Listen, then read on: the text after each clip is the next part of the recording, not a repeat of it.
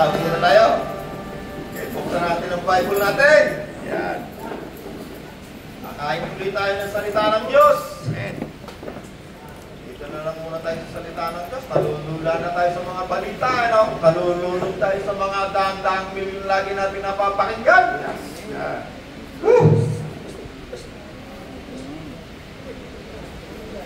Unang Juan 3:23. 21. Unang Juan 3:21. Kaya sa atin, pakibasa. Unang Juan 3:21.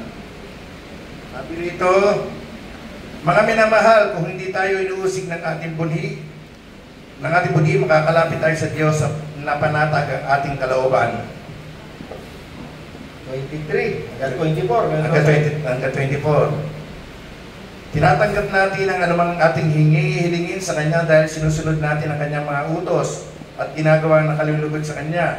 Ito ang Kanyang utos, sumampalataya tayo sa Kanyang anak na si Jesucristo at magmahalan tayo gaya ng inuutos ni Kristo sa atin. Hallelujah. This is my command. Yeah. Sabi ng Diyos. Ano yung command ng Diyos? Kautusan ng Diyos. Ang manampalataya tayo sa Kanyang anak na si Jesucristo.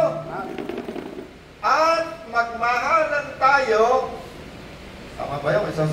Sa isa't isa. Gaya ng commanded niya sa atin, iniutos niya sa atin. 24. Yeah, 24. Yeah. So, 24. Ang sumusunod sa mga utos ng Diyos ay nananatili sa Diyos at nananatili naman sa Kanyang Diyos. At nalalaman natin nananatili siya sa atin sa pamamagitan ng Kanyang Espiritong ipinagkaloob niya sa atin. Hallelujah. At ito ang mga kautusan ng Diyos. Okay, binabanggit dito yung kautusan ng Diyos. Ha? Ano raw yun? Yeah. Ang magmahalan tayo sa isa't isa at tayo'y sumampalataya sa Kanyang anak na si Jesus. Amen. Yes. Sa 24 sabi dito, ang sumusunod sa mga utos ng Diyos ay nananatili sa Diyos. Ang mga sumusunod sa kautusan ng Diyos ay nananatili sa Diyos. At nananatili naman sa Kanya. Nananatili naman siya sa atin. At dito natin malalaman na nananatili siya sa atin. Nananatili nga siya sa atin sa pamamagitan ng Espiritu na ipinagkaloob niya sa atin. Okay, paano natin malalaman na tayo ay anak ng Diyos at siya ay nasa atin? Sa pamamagitan ng Espiritu. O, kana uli yung tatlo, ilagay uli natin yung Espiritu. Kayo uli tatlo, kayo.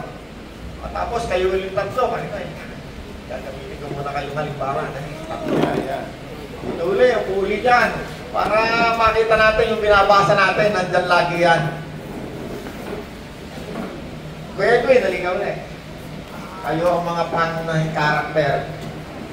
Paano natin malalaman na mayroong na ang Diyos ay nasa sa atin according sa ating verses na binasa ngayong umaga? Yes. Sa magitan. Sosay, ulitin mo nga ulit binasa natin. Yeah, 24. Sabi dito. Tala, Kuya Sosay, ha? Ang sumusunod sa mga utos ng Diyos ay nananatili sa Diyos. Sino gustong sumunod sa utos ng Diyos? Yeah. Sino ang gusto sa inyo na manatili sa inyo ang Diyos? Yeah. Taas ang kamay. Alright. Okay. Tingnan natin mabuti, ha? Paano nananatili ang Diyos sa atin, ha? At ano yung mga kautusan sa atin ng Diyos? Okay, meron kasi kautusan binabanggit yan sa Bible eh. Yeah. Yung una dyan, yung tinatanggap na kautusan ni Moses. Hindi yan yung pinag-uusapan natin dito, ha? Yeah, yung kautusan na binabanggit natin dito ay kautusan mismo ng Diyos sa ating lahat, sa mga tao. Yes. Kasi sinabi mo, kautusan ni Moses, yun ay partikular na kautusan sa mga Hudyo lamang. Yes. Andyan yung huwag kang magpapahid ng balbas, huwag kang mag-aahid, bawal yun, dahil natin silang may balbas kanina mahaba. Yung kanilang mga hayop, kailangan Kailangan ay huwag mong iaalay yung merong mga sugat, may mga kapansanan, yung lupa mo, huwag mong tataniman yan sa ikapitong araw. No, tama, ikapitong taon na nalipachi na. Ang marami pang iba, kautusan ni Moses. Kasama na rin dyan yung iyong ikapuhe, bibigay mo yung ikasampu na alaga mong hayop o tanim mong palay, dadalahin mo sa templo. Marami pang iba. Hindi yan ang pinag-uusapan natin ngayon, partikular ha. Yeah. Ang ating pinag-uusapan ngayon, yung kautusan ng Diyos sa lahat ng tao. Yeah. Lalong-lalo na doon sa isang taong sumampalataya kay Kristo. Okay, pakiulit yun, Jose. Ito ang kanyang utos, sumampalataya tayo sa kanyang anak na si Yesu Kristo. Hold. Number 1 na utos ng Diyos ha. Number 1 na sa mga sumampalataya na ha. Sa mga hindi pa sumasampalataya, ito utos ng Diyos na ang sumampalataya tayo sa kanyang anak na si Yesu Kristo. Amen. Okay, itong utos na to, utos din ito pati sa mga Hudyo, sa lahat ng uri ng tao na nilalang ng Diyos sa daigdig na ito. Utos niya, number 1, ang sumampalataya tayo sa kanyang anak na si Yesu Kristo. Amen. Okay, nasaan ngayon si Yesu Kristo? Nasa langit, yung katawan. Nanay Pache, ulit. Nanay Pache, dito ka ulit sa langit. Dito ka, ito ang langit. Dito ang Diyos. Nasa langit, Nanay Pache, yan tayo doon. Nasa ng Panginoon, aligari. Ang Panginoon ay nasa langit sa kanan ng Diyos. Si Nanay Pache, Espiritu, walang imahe ha. Ito ka, sa kanan. Si Nanay Pachi yung iguguhit ko sana eh. Di ba yung topic natin noong nakarang linggo? No? Yung topic natin noong nakarang linggo, yung iguguhit ko sana yung larawan ng Diyos eh. Na hindi nakikita, kaya hindi pala maiguguhit.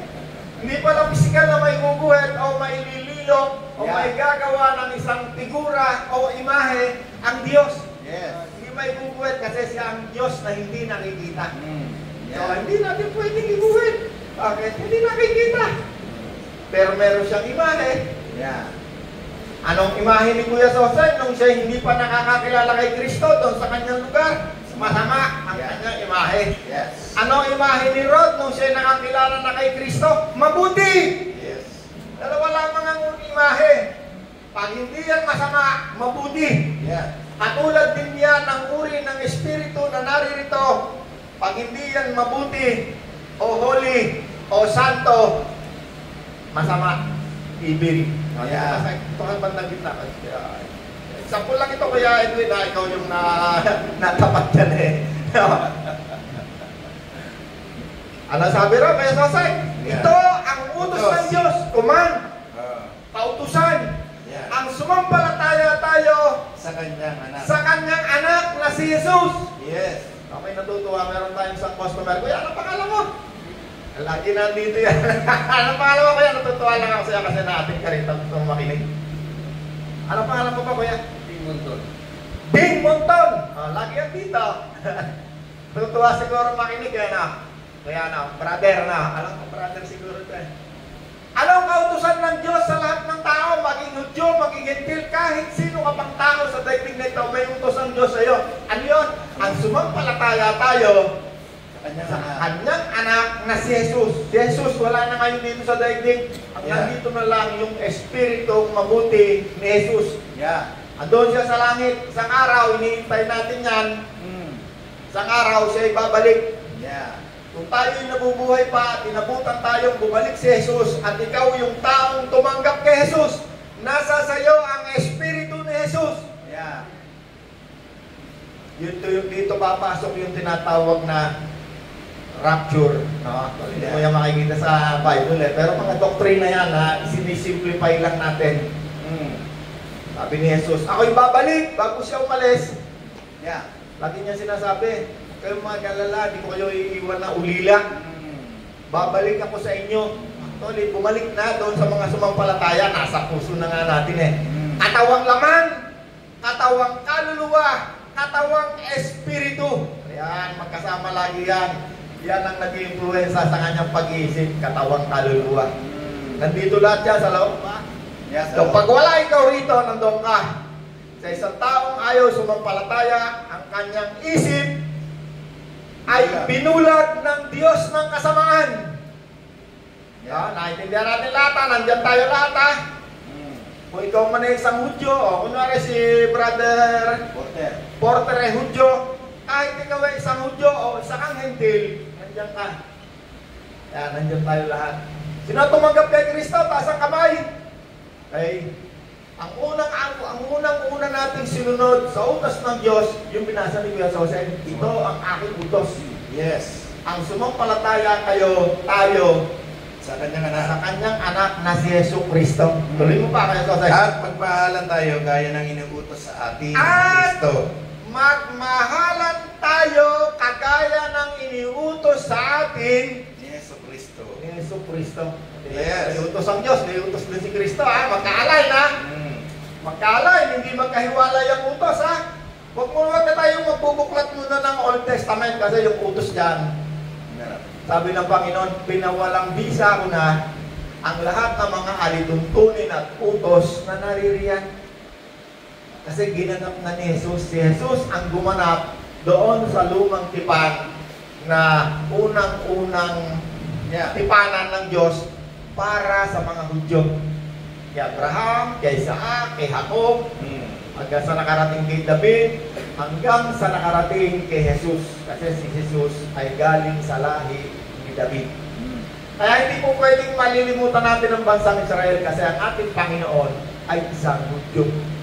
Na kung saan ngayon ang giyera hindi nawawala. Yes. At hindi na ng patindi. Hindi magkakaroon dyan ng kapayapaan. Kasi si Jesus lamang ang magbibigay dyan ng kapayapaan. Kasi ang mga Hudyo ang tawag kay Jesus, Prinsipe ng kapayapaan. Yes. That's right. Kaya nung unang dumating si Jesus dito sa daigdig, lalong nagkagulo. Kaya hindi sila kinilala ng mga Hudyo. Kasi ang pagkakilala ng mga Hudyo kay Jesus, sila yung prinsipe ng kapayapaan. Pero sa muli niyang pagbabalik, sa pangalawang pagbabalik ni Jesus, second coming, lahat ng mga Hudyo, hindi kilala kay Jesus. Hindi 100%, doon sila kikilala kay Jesus. Bakit? Si Jesus lamang ang magbibigay ng kapayapaan sa bansang ito na nagkakaroon ng giyera, hindi natatapos hanggang ngayon. Yes. Inaunawa tayo. Tuloy mo pa kayo sa tayo. Ang sumusunod sa mga utos ng Diyos ay nananatili sa Diyos at nananatili naman sa kanyang Diyos. Ang sumusunod sa mga utos ng Diyos Ay nananatili sa Diyos. at nananatili naman At nananatili naman sa Kanya ang Diyos. ang Diyos. Okay, si Kristo, Espiritu, bago nagsimula yung mangaral, ang Espiritu ng Diyos ay bumaba sa Kanya at nanatili. Kaya lagi silang magkasama, hindi naghihiwalay. Mula sa Genesis hanggang sa Revelation, hindi naghihiwalay ang Ama at si Jesus. Kaya sinasabi lagi ni Jesus, ako at ang Ama isa. Ako ang Alpha, ako ang Omega. Hindi sila naghihiwalay. Kaya kapag tinanggap mo si Jesus ay nasa iyong katawan, nasa loob. At ang Espiritu ng Diyos at ang Espiritu ni Jesus na iisa ay nandidiyan, nananatili sa iyong katawan. Yes. Ano ang utos ng Diyos sa iyo at ang utos ni Jesus? Magmahalan kayo. Mahalin mo yung mga tao na nilikha ng Diyos. Yan ang number 1 utos ng Diyos sa lahat ng tao. Pagmahalan. Itong isa na hindi tumanggap kay Jesus, kahit alam niya ang utos ng Diyos, gusto lang niyang gawin pero hindi niya magawa. Hindi niya kayang gawin. Bakit? Walang kapangyarihan. Nagagawa lang niya yan kapag yan natatakot, makukulong yan. Pagka niya na hindi nagmahal sa kapwa, pag binakawan niya yung kapwa niya. No, yung mga nababalitaan ngayon natin na nagnanakaw, mga nangbubutot sa kaban ng aming yaman. Lako, pagka-eleksyon niya, kababait niyan. No? Halos lahat ng tao, pagka-alam natin sa kanila, kababait. Regalo rito, regalo ron. Wala tayong kamalay-malay. Binibili pala tayo. At pagkatapos manalo, anong gagawin? Kukunin yung pera. Reality ito, ha? Hindi ko sinisiraan ito. Ito ay halos nagsalita na yung lahat ng taga-DPWH, nagsalita ng mga politiko, si Lacson, kung sino-sino, na ang mga politikong ito ay kumukuha ng porsyento sa bawat kagawain ng bayan na sila yung proponent, tinatawag sila yung nagtulak ng pondo. Proponent, tawag doon, sila yung gumawa ng paraan para magkaroon ng pera yung proyektong yan. Either yan man ay eskwelahan, either yan man ay kalsada, either yan man ay... Ako, lalo na yung ghost control. Ghost control, blood control na multo. Okay, balik tayo rito. Ang utos, magmahalan tayo. Kaya ako, na isang taong tumanggap kay Kristo. Yes. Ano sabi? Magmamahal. Magmamahal tayo. Gaya ng inuutos. Gaya ng iniutos sa atin ni Kristo. Pero pa nga sinasabi dyan kapag ikaw na meron kang kakayanan na tumulong, pero pinagkaitan mo sila, hindi ka nagmamahal sa iyong kapwa. Kaya tingnan nung pandemic, yung binibigay natin na pera dito, ako napakadumami ng natulungan para kumain. Napakaraming tao na wala ng trabaho. Tayo ba nawalan tayong trabaho, pandemic? Ilang araw. Bilang oras na. Ilang araw lang tayong parang lockdown talaga, no? Anong ginawa natin?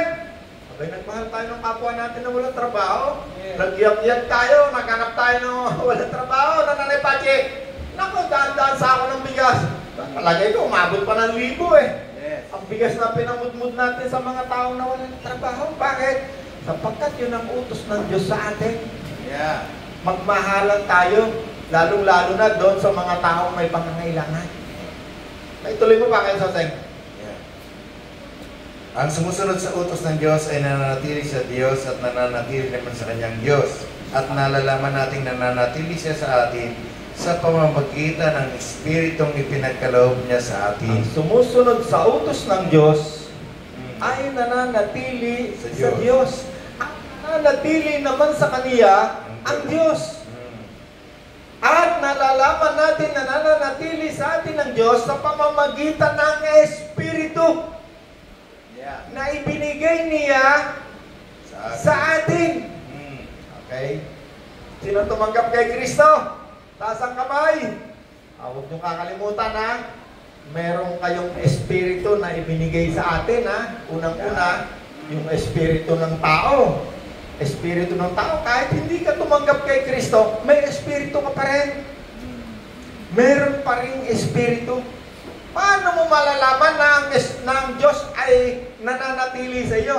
Sa pamamagitan ng Espiritu ni Kristo na kasama ng iyong Espiritu, nakipag-isa ka na kay Kristo. Ano ba ibig sabihin ng nakipag-isa? Kung halimbawa, partido, alyansa, Makabayan, ito yung nakipag-isa ako sa alyansa kay, partido ni, sa Lakas. Ibig sabihin, ako yung nakipag-isa sa Lakas, yung mga alituntunin at patakaran at anumang mga goal ng Lakas, ako yung nakipag-isa sa kanilang goal, layunin. Yes. Nakipag-isa.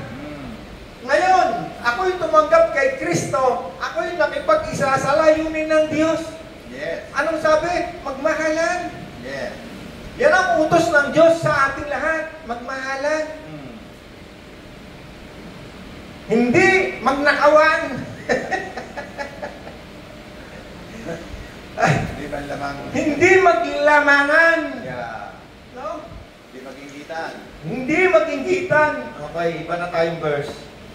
Ang anak ng Diyos, tamo na tayo sa Galatia 4:6. Okay, Galatia 4:6.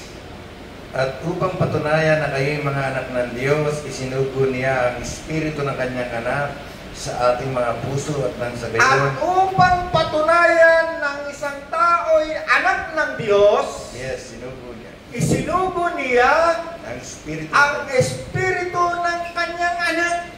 Yes. Saan niya isinugo? Saan niya pinadala? So, saan? Sa ating mga puso. Sa ating mga puso. Yeah. Saan ba puso? Ayan, puso. Yeah. Sentro ng katawan. Yes. No? Kaya tayo nabubuhay kasi yan ang nagpapatibok. Pero hindi sa lahat sa buong daigdig yan ang sentro. Sa ibang bansa, ang sentro ng katawan ay kidney.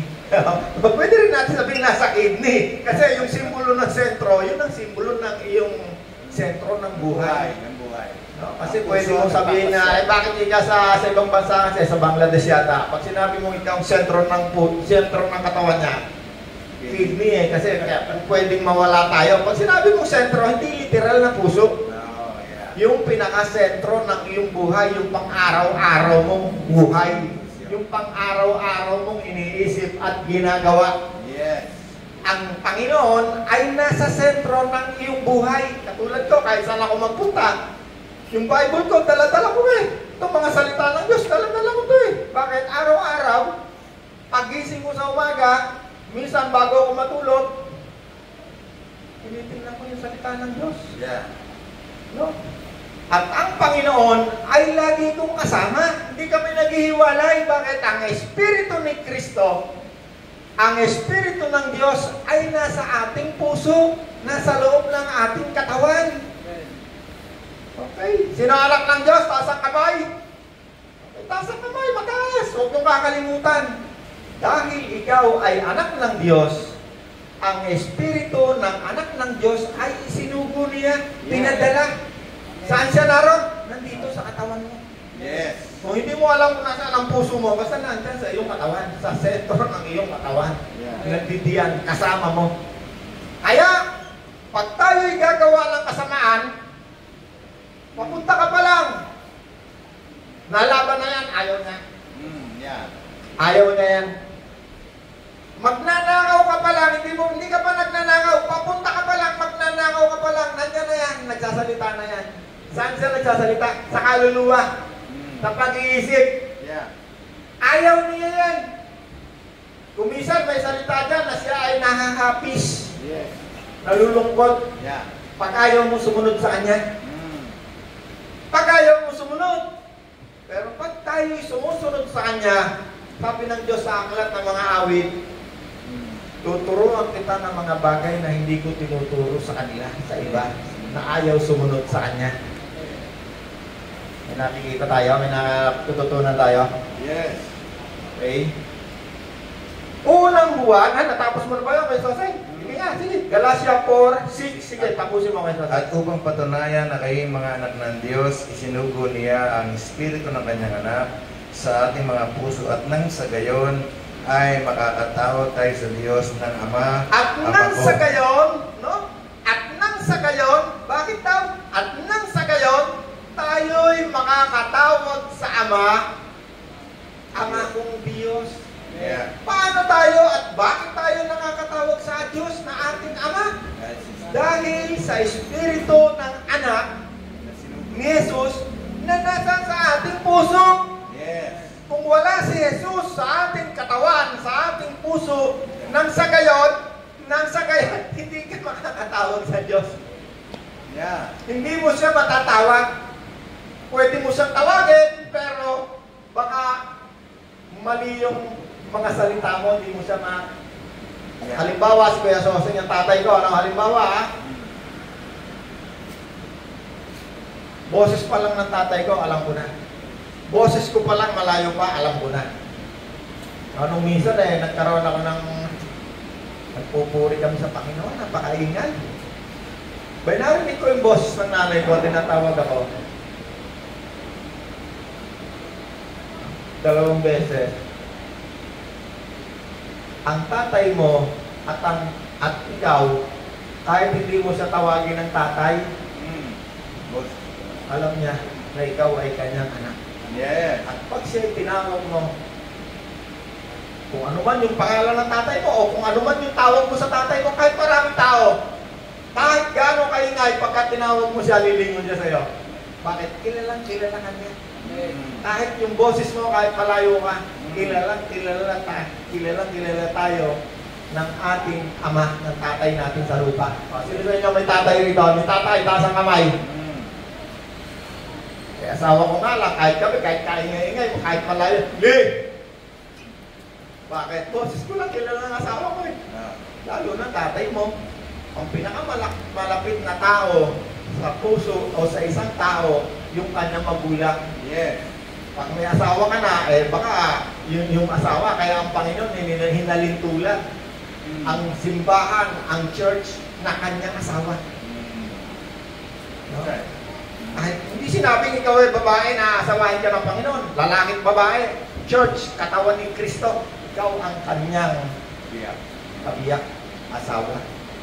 No? Pagdating ni Kristo, magkakaroon ng tinatawag na kasalan Sino ay kakasal? Ang simbahan, yung mga sumasampalataya kay Kristo, ang tawag sa atin, katawan ni Kristo, simbahan, church. Yeah. Magkakaroon ng isang napakasigabo, napakasayang kasalan, kasiyahan. Yeah. Tulad lang yun sa isang literal na nauunawaan natin na pinakamasayang enkwentro sa buhay natin. Isang kasalan. Di ba? Wala siguro makakalimot dito sa atin kung paano kayo pinasal, ano? Yun ang pinakamasaya. Although may mga tao na yun ang pinakamalungkot. Yung kasal kasi baka napilit lang siya o ano. Pero yung pinakamasaya sa buhay ng isang tao, yung ikaw ay kinasal sa iyong minamahal. Yes, right. Kaya ang Panginoon ninalintulad sa kanya muling pagbabalik. Tayo ay magkakaroon ng isang napakasigabong kasalan. Ako, 6 na beses na ako nagpakasal sa asawa ko eh. No, darling, no, kaya hindi mo na makakalimutan, ano? Tuloy mo pa nga kayo, natapos mo na ba yun? Diba? At upang patunayan na kayo mga anak ng Diyos, sinugo niya ang Espiritu ng kanyang anak sa ating mga puso at nang sa gayon ay makakatawag tayo sa Diyos ng Ama. Abba Father! Actually, yan ang unang tinuro sa atin ng Panginoon eh. Ganito kayo mananalangin. Tinuruan tayo ng Panginoon bago siya umalis eh. Tawagin ninyo ang inyong Ama, Ama kong Diyos. Yes. Unang Juan 5:20. Unang 1:5:20. Nalalaman natin Na naparito na ang na anak ng Diyos. naparito na Ang anak ng Diyos. si Jesus, ang Yeah. anak ng Diyos. Ayan. At tayo'y binigyan niya Ang pangunawa. ng understanding, pangunawa. Yes. Okay, anong ibinigay sa atin ni Jesus nung siya punta rito sa atin? Pangunawa. Understanding, pangunawa. Mm. Ano ibig sabihin ng pangunawa? Yung hindi mo kayang maintindihan, ipinapaunawa sa atin ni Kristo. Yes. Halimbawa, paano ba yung mga bagay na hindi maunawa o hindi maipaliwanag? Siya yung nabuhay muli. Hindi may mapaliwanag yun. Kasi sa siyensya, hindi may paliliwanag yung taong nabuhay. Yung ipinanganak ng birhen, hindi may papaliwanag yan ng siyensya. Umakyat siya sa langit, hindi may papaliwanag ng siyensya yan. Kasi ang daigdig, sampulin ko lang. Itong aking pisara, ha? Ang daigdig ay bilog.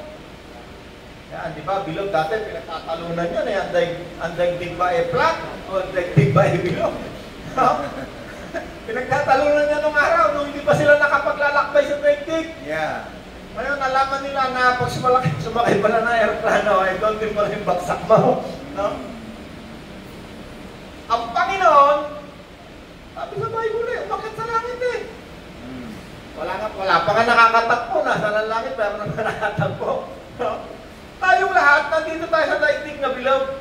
Kaya kung nandito ka sa parting North Pole, ang daigdig kasi, ganyan lagi yan eh. Andyan yung North. Pag gumuhit ka ng mapa, ganyan lagi yung North, andyan yung mga snow, malamig dyan. Dito naman, sa lugar na to, Pilipinas, nandyan tayo sa banda na yan eh. Dito, mga tao rito, mapuputi eh, kasi malamig eh. Dito naman, may itim. Yan, yung mga African, tayo medyo, mga yellow tayo, tsaka brown.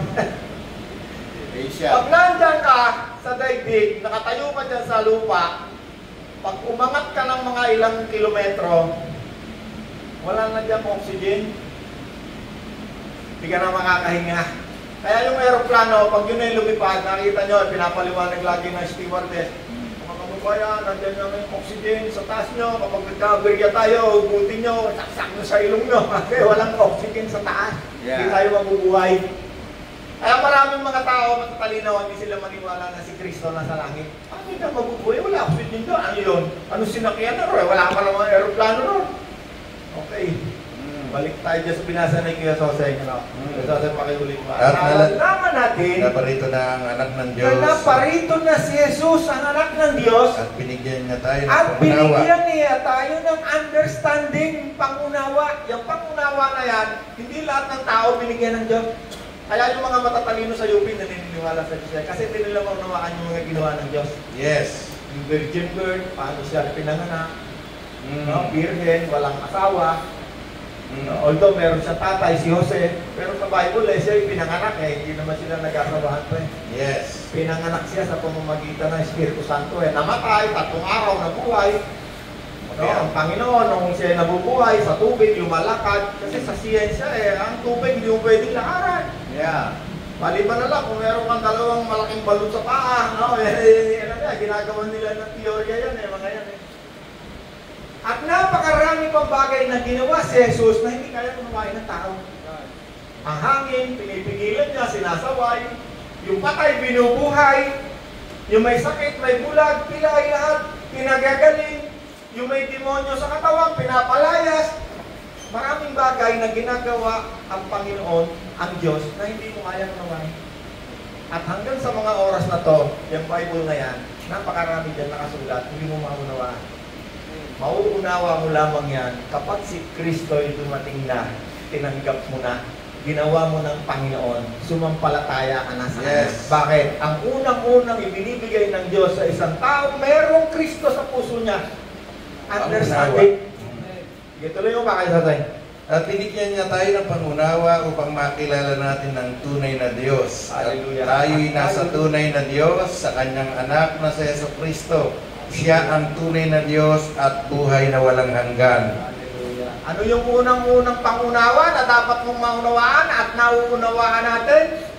Ang unang-unang bagay na iyong maunawaan, binigyan tayo ng pangunawa na tayo'y na makilala natin ang tunay na Diyos. Anong unang-una natin maunawaan? Makikilala natin na tayo'y nasa tunay na Diyos. Sumasampalataya kay Kristo. Kaya nung nakaraang linggo, sabi natin, hindi lahat ng sumasampalataya ay may Espiritu Santo. Yung mga relihiyoso na hindi nila itinuturo na si Jesus, ang anak ng Diyos, si Jesus, ang buhay na walang hanggan, wala ang Espiritu Santo. Yeah. Ang nalalaman lamang nila yung mga turo ng kanilang relihiyon.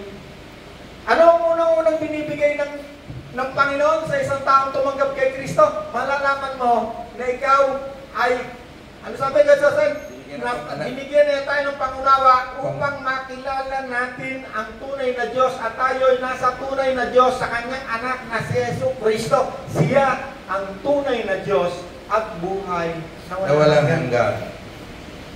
Pero pa sinabi Brad lumayo kayo sa mga Diyos-Diyosan. Lumayo kayo sa mga Diyos-Diyosan. Malalaman natin na ikaw, tayo, ay nasa tunay na Diyos. Kasi maraming Diyos-Diyosan. Yeah. Sinabi nga sa Bible, may Diyos na pera. May Diyos na yung mga imahe, yung mga ano-anong mga santo. Yun ang Diyos nila. Kaya nga maraming religion ang tawag doon sa kanila. May Abaginoong may babae pang ang Diyos Yeah. No? Yung nanay ng Panginoon, Diyos nila Yeah. Si Maria. Pati nga, ang dami nilang Diyos. Papa. Kung sino-sino ang Diyos nila. At kapag hindi si Kristo ang iyong Panginoon at hindi itinuro sa iyo na si Jesus, ang anak ng Diyos, ang tagapagligtas, ang Espiritu Santo, hindi pupunta sa iyo. Wala sa iyo ang Espiritu Santo. Kaya nga nung nakarang linggo, may verse tayo Tinanggap ba ninyo ang Espiritu Santo? Yeah. Ano sagot nila? Hindi po, hindi nga namin alam na may Espiritu Santo. Yes. Anong tinanggap nyo? Ay nagpabautismo lang kami dahil kami alagad kami ni Juan the Baptist. Hindi pa na ituturo sa kanila yung tungkol sa kaligtasan. Tinuro lang sa kanila ng kanilang relihiyon kasi bago dumating si Kristo, ang dami ng relihiyon. Parang katulad ngayon. Si Kristo lamang ang nangako, huwag kayong aalis sa Jerusalem. Sabi ng Panginoon, hanggang hindi ninyo natitiyak, kasi sila yung mga unang-unang alagad ng Panginoon, mga Hudyo sila. Sabi niya, hanggang hindi ninyo natitiyak na nasa sa inyo, bumaba na sa inyo, ang Espiritu Santo. Yeah. Kaya nakita ng mga tao na, bumaba ang Espiritu Santo At nung bumaba, ano nangyari na Paji?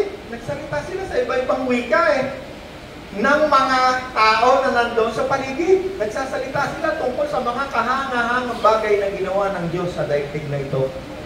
Okay, ano pa sabi ka, Joseph? At binigyan niya tayo ng pangunawa upang makilala natin ang tunay na Diyos at tayo na sa tunay na Diyos sa kanyang anak na si Heso Kristo. Hallelujah. Sino ang tunay na Diyos natin? Hindi ako nagsasabi nito ha, hindi relihiyon ha. Ito yung Bible ang nagsasalita rito, hindi ako. No? Sino naniniwala ba kayo sa Bible? Taas ang kamay. Yes. O kapag nagbanggaan na yung religion natin at saka yung Bible, alam natin sino paniniwalaan natin? Ang religion ba o ang Bible natin? Bible. Bakit? Ang Bible, yan ang salita ng Diyos. Yeah. Yan ang purong salita ng Diyos. Yan tayo maniniwala. Pag nakita natin yung mga doktrina ng religion natin nagbubungguan sa salita ng Diyos, at saka doon sa doktrina na tinuturo sa atin ng ating religion, yung salita ng Diyos ang mas makapangyarihan at mas totoo. Yeah. Maraming tao hindi kumikilala kay Kristo pero mga mananampalataya daw sila. At yung isang ang pinakamalaking religion dito sa Pilipinas hindi naniniwala kay Kristo na siya ay anak ng Diyos Yeah. Bakit? Sapagkat ang nagbibigay lamang ng pangunawa sa mga bagay na yan tungkol sa Diyos ay si Kristo mismo, ang Espiritu ni Kristo. Kaya napakahalaga ng Espiritu na nandito. Kailangan alam mo na meron kang Espiritu ni Kristo. May Espiritu ka, bagong tao, hindi pa tayo sumasampalataya, hindi pa gumagana, patay ang tawag doon. Nung tinanggap natin si Kristo, nagkaroon ng buhay. Si Kristo ang buhay. Galatia 3:26. 3:26. Galatia 3:26. Dahil sa inyong pananalig kay Kristo Jesus, kayong lahat ay anak ng Diyos. Dahil, okay hindi lahat ng tao anak ng Diyos. Kaya ang unang-unang sinabi dyan, ano unang sinabi? Dahil sa inyong pananalig kay Kristo Jesus, dahil sa inyong pananalig kay Kristo Jesus, okay, tatanungin ko kayo, nasaan kayo? Nandito kayo? Nandito kayo? Okay, makinig kayo sa akin mabuti, may tinatanong ako ha. Isang tao, sumampalataya, isang tao, hindi. O nasaan kayo dyan? Taas yung nandito sa sumampalataya. Yes. Taas yung kamay ng hindi sumampalataya, wala si Kristo. Okay, ang kausap dyan, tayong mga sumampalataya. At dahil, naulit, at dahil sa inyong pananampalataya at pananalig kay Kristo, dahil sa inyong pananampalataya at pananalig, ano to napaka-diretso to, itong salita na to, tumbok na tumbok hindi pwedeng magkamali. Dahil sa inyong pananampalataya at pananalig kay Jesucristo, kayong lahat ay anak ng Diyos. Tayong lahat na sumampalataya at nanalig kay Kristo ay mga anak ng Diyos. Amen. Hindi sinabi na lahat ng tao sa mundong ito ay anak ng Diyos. Diyos. Sino lang mga anak ng Diyos? Ang mga sumampalataya at nanalig kay Kristo. Tama, pare kaya napakadaling unawain, hindi naman Latin ang salita Kasi nung araw, ang Bible, mahirap unawain pag nagmimisa, yung Latin. Augos Patrios Diyos. No, sasalita lang yung mga matatanda. Amen. Hindi maintindihan ng Bible nun Latin. Lola ako ang Bible Latin Pero pag kami, nakukulam yata.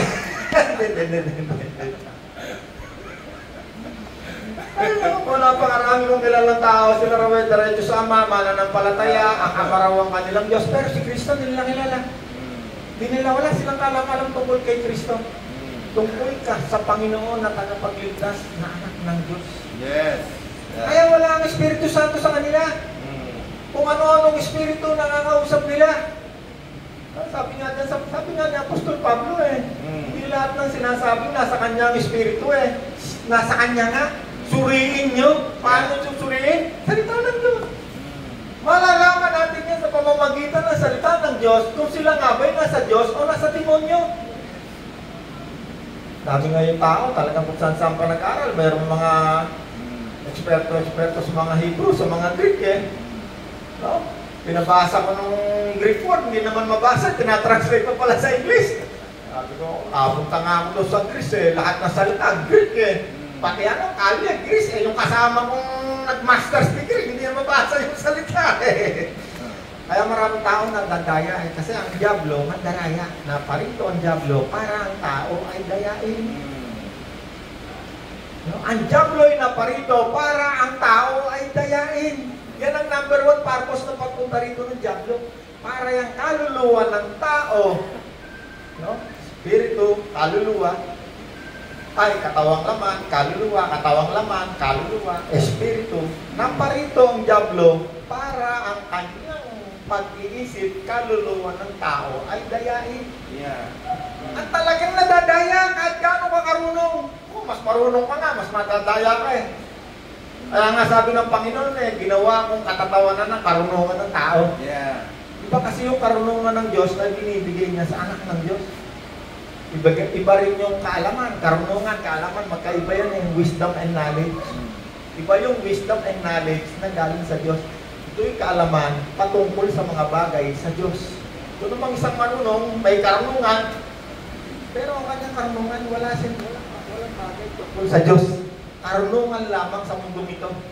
Kaya sabi sa Bible, tinuring kong kahangalan ang karunungan ng mundong ito. Hindi nila maunawaan yung mga bagay tungkol sa Diyos sapagkat ang unawa na yan, ibibigay lang yan sa mga taong tumanggap kay Kristo. Yeah. Understanding. Kaya naunawaan natin ang Diyos ay nandun sa langit, sa kanan ng Diyos. Nilikha ang Diyos sa pamamagitan ng salita lamang. Paano maunawaan nilikha? Sige kayo Basahin ko. Wala isang man sa mga tagapamahala ng daigdig na ito nakaunawa sa karunungan yon. Sapagkat kung naunawaan nila yon, hindi sana nila ipinako sa krus ang Panginoon ng kaluwalhatian. Hallelujah. Ang nagpako nga kay Kristo sa krus, yung taong marunong eh. Yung mga tinatawag na Hudyo at saka Griego, yan ang marunong nung araw eh. Kasi yan ang pinakaunang umunlad na lugar sa daigdig eh. Andyan yung mga, kumbaga sa panahon ito, andyan yung Harvard University, andyan yung mga university na kilala sa panahon ito. Yeah. Mga Hebrew, mga Greek, andyan yung unang sibilisasyon. Pero hindi nila nakilala ang tungkol kay Kristo. Pinako nila sa krus. Kasi kung nakilala nila si Kristo, hindi nila sana ipinako. Amen! Amen. Unang Juan 5:18. Yan, dyan tayo, maganda yan. Unang Ang anak ng Diyos, yes. anak ng Diyos, hindi anak ng Diyos, hindi maaaring saktan ng diablo. Alam natin ang mga anak ng Diyos ay hindi nagpapatuloy sa Alam pagkakasala. natin na ang anak ng Diyos, Ay hindi nagpapatuloy sa pagkakasala. dalawang bagay ito, napakaganda nito. Anak ng Diyos, hindi anak ng Diyos. Alam natin lahat, nandyan tayo. Kung wala ka ron, nandito ka. Alam natin na ang anak ng Diyos, Ay, hindi hindi nagpapatuloy Sa pagkakasala. sa paggawa ng kasamaan. Sapagkat Hoy, iniingatan. ano ibig sabihin ng hindi nagpapatuloy? Hindi sinabing hindi nagkakasala. Hindi nagpapatuloy. Parehong nagkakasala kasi hanggang nandiyan ka pa sa katawang yan, hindi ka pa namamatay o hindi pa dumadating si Kristo. Pwedeng magkasala. Hindi sinabing magkasala. Kundi sinabi niya sa salita ng Diyos, ang anak ng Diyos, Hindi nagpapatuloy. hindi na nagpapatuloy yan sa pagkakasala. Pero hindi sinabing para ng anghel, no? Pagbalik ni Kristo, magiging katulad tayo ng mga anghel. Pero habang hindi pa bumabalik si Kristo, pwedeng magkasala, pero ang anak ng Diyos, sabi doon sa binasa natin, hindi magpapatuloy sa pagkakasala. Yes. Hindi mo yan gagawin tuloy-tuloy hanggang ikaw ay mamatay. Yeah. Tuloy pa kayo sa Sapagkat iniingatan sila ni Yesu Sapagkat- Kristo. Iniingatan sila ni Yesu Kristo. Unawain natin mabuti ha. Ang anak ng Diyos, hindi magpapatuloy sa pagkakasala. Ang hindi anak ng Diyos, tuloy-tuloy lang yan, titigil lang yan pag nakulong yan, o kaya naman kung ano na nangyari dyan, maaaring titigil yan. Pero pag yan maaaring pag nagkasakit, kung ano mang kasalanan ng ginagawa niyan, tuloy-tuloy yan. Titigil lang yan. Kung ikaw ang binibenta ka mga shabu, titigil lang yan pag nahuli na yan ang loob ng kulungan. Maaaring tumigil. Or pag nabugbog na. Itong isa, hindi. Hindi yan magpapatuloy. Kahit hindi pa nahuhuli ng asawa yan sa pangangaliwa, titigil na yan. Bakit? Hindi nga magpapatuloy. Tuloy mo pa kayo sa bakit siya titigil? Sapagkat iniingatan sila iniingatan siya ni Yesu Kristo. ni Jesus. Yeah. Bakit hindi siya magpapatuloy? Mayroong kapangyarihang pipigil sa kanya para siya hindi magpatuloy sa paggawa ng kasamaan. Yeah. Paano? Sapagkat siya ay iniingatan ng kanyang tinanggap na Panginoong Jesus. Amen. siya hindi magpapatuloy? Dahil kay Kristo. Siya ay iingatan siya, hindi siya pababayaan. Hindi siya pababayaan ni Jesus na siya'y magpatuloy sa paggawa ng kasamaan. Yes. Kaya yan ang sinasabing righteous. Righteous na dahil andyan na si Kristo. Although hindi sinabing 100% anghel na. Pwede pa rin matisod. Hindi sinabing gumawa ka dahil kasi ligtas ka na. Hindi na yan pababayaan ni Kristo na magpatuloy. Ibig sabihin, merong kapangyarihan na pipigil sa kanya. Yes. Sige, tuloy mo pa kayo sa side. At hindi rin sila maaaring galawin ng At diablo. hindi rin sila maaaring galawin o saktan ng diablo. Kaya maraming tao, meron akala natin, Kristiyano, ano? Nakulam daw, sumakit yung puwet, lumaki yung bituka. Kasi may mga taong sinasaktan ng diablo sa mundong ito. Yeah. Marami. Pero ang isang tunay na anak ng Diyos, Diyos ang nagsasabi, hindi sila maaaring saktan ng diablo. Kaya ako hindi ako takot sa diablo eh. Yeah. Dapat ang diablo takot. Ang diablo takot sa akin. Abay, nung araw ako nakakakita ng mga demonyo eh. Yung mga white lady, yung mga nakaangat na ganyan sa lupa. Nakakita mo na eh. Nanangarap ako, takot ako. Nanghiligan pa ako eh, nung bata ako. Pero nung nakakilala ko kay Kristo, hanggang ngayon, naghahanap ako ng demonyo, wala akong mahuli nung isang araw. No, may mga kasamahan ako nung isang araw, mga pastor na. Sila raw ay minumulto eh. Pagka sila nasa hotel eh, minumulto raw sila. Parang nagkukwento, minumulto. Kwento kami ng asawa ko, lagi kami namamasyal. Parang ito kami sa sasampatin ng daigdig kami namamasyal yan eh. No, kahapon lang, nasa Taiwan, nasa ano kami, sa Thailand. Abay, siguro dapat pakinig ko sa kanila yung isip ko, parang nai-influensyahan nila na may multo sa mga hotel. Kaya malahin mo, natutulog kami dalawa meron. Sabi ko, saan tayo itong multong ito? Huliin ko nga ito. Wala nga, nahuli ko eh. Hinuli ko, 2 beses na hinuli ko. Alam mo, pag natatakot ka, yung isip mo, nag-hallucinate yan eh, naapektuhan ng demonyo. Yung isang multo, nahuli ko. Yung flash pala ng toilet, nagawa pala ng ingay yan, pagka yung timing na tayo. Ito yung reload, isang tik-tak narinig mo pag timing. Pag ikaw ay natakot, mag-hallucinate ka, kala mo merong multo, merong nagkagalaw ng kala mo merong gumagalaw ng ganyan. Kasi nagkukwento mo sila eh. Gumagalaw ng takot eh. Meron pa nga, pastor eh, minulto eh talaga. Dahil paglipat na naman namin sa hotel, meron na namang multo eh. Panibagong tunog na naman ang multo. Hinuli mo na naman. Sabi mo, hindi mo pwede ako multuhin. Anak ako ng Diyos. Pinalalayas ko, ay lumayas, nandun pa rin. Nahuli ko rin siya. Yung palang refrigerator, yung nag-automatic na ano, yung motor na pagka yung na timer, nag-automatic ka na refrigerator. Kapag ikaw natakot ka, yung isip mo talaga mag-hallucinate ka ng multo. Oh, yeah. Ang anak ng Diyos, hindi maaaring saktan. Galawin. Wala pakatagal na sa totoo lang, namimiss ko na yata yung mga multo. Hindi ko na makita eh. Ganito na tayo ngayon. Ang anak ng Diyos, hindi maaaring saktan ng diablo. Yes. Sino ang anak ng Diyos? Taas ang kamay. Amen. Ang hindi anak ng Diyos, nako. Yan lang takot. Nako, torturing ka ng demonyo. Sa takot ka lang. Hindi ka pa nga kinukurot ng demonyo. Torture na yun. Torture. Nakakatang na yung pa ako eh. May mga kilala nga ako, katatapang, mga talagang mga macho-macho. Talagang umapatay ng tao eh. Pagdating sa multo, takot sa multo eh. Hindi dito. Maraming beses pinapatawag ako, nagpapapray. Siya raw eh, kinukula. Macho, namamaga. Sige, palalayas. In Jesus' name. Pag gumaling meron na. Nakaka ng Diyos. Gusto pa akong bigyan ng pera eh. May marami akong pera. Kung bibigyan mo ng pera, gusto mo ba pera? Salamat na lang ka, salamat. Tanggapin mo si Kristo ha. Ang anak ng Diyos, hindi maaaring saktan ng demonyo. Sino may sabi? Diyos ang may sabi! Naniwala kayo sa Diyos? Pag hindi ka anak ng Diyos, number 1 gagawin sa'yo ng diablo, dadayain ang isip mo. Pangalawa, sasaktan ka. Pangatlo, nanakawang ka. Pang-apat, papatay ka. Salamat sa Diyos, meron tayong Bible study. Meron tayong naririnig na salita ng Diyos. Ang katotohanan. Yes. Amen! Amen. Kaya Kaya ngayong umaga, kung hindi mo patiyak na ikaw ay anak ng Diyos, simple lang, walang bayad. Tatawagin mo si Kristo. Yes.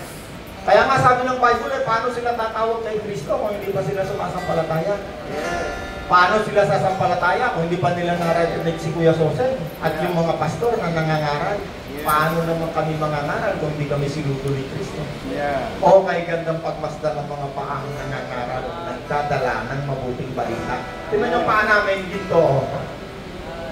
Sabi sa Bible, ang mga paang nagdadala ng mabuting balita ay katulad ng mga gintong paa. Yes. Kaya ngayong araw, bago tayo mag-ibalay, kung hindi mo pa tinatanggap si Kristo, tatawagin mo lang, sasampalataya.